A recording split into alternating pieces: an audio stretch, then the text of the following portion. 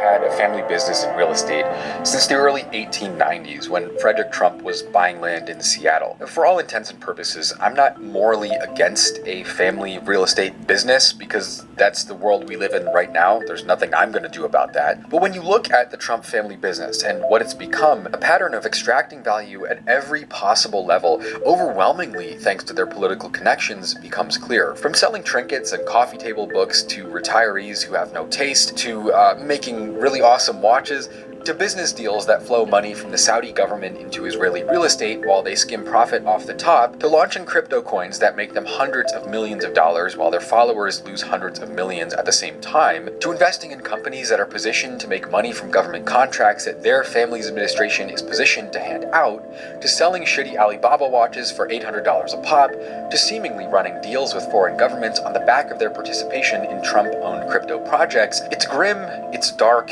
and if it happened 40 years ago, it would have been a presidency-ending scandal. But the Trump family is not secretly corrupt.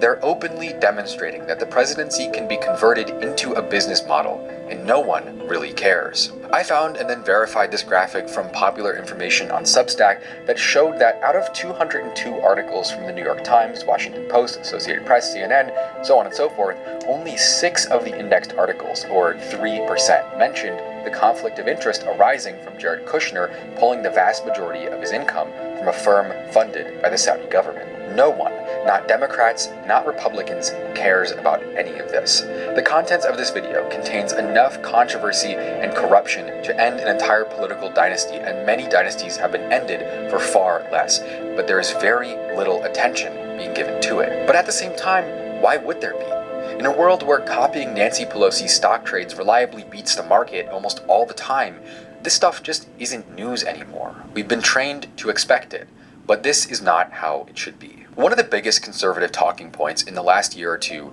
has been about the philosophical distinction of what America is as a nation in regards to the attitudes of recent immigrants.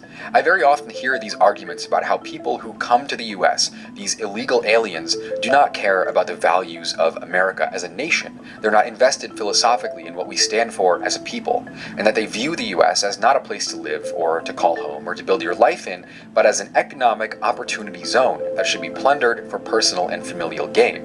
And I would agree that these people are right.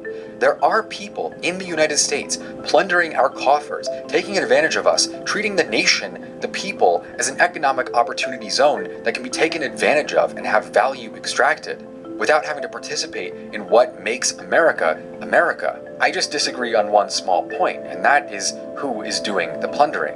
In a time when foundational elements of life itself, like home ownership, future planning, raising children, when that sort of stuff is growing more and more out of reach for the vast majority of people my age, watching leaders who are entrusted with the stewardship of our country use their position to enrich themselves beyond reason, while it becomes progressively more and more impossible to see a stable future for ourselves, it makes one thing very clear. We are indeed a society occupied by a group who seek maximum extraction, while the good, hard-working American people crumble under the weight of these invaders. And these invaders, these aliens, are our so-called elites.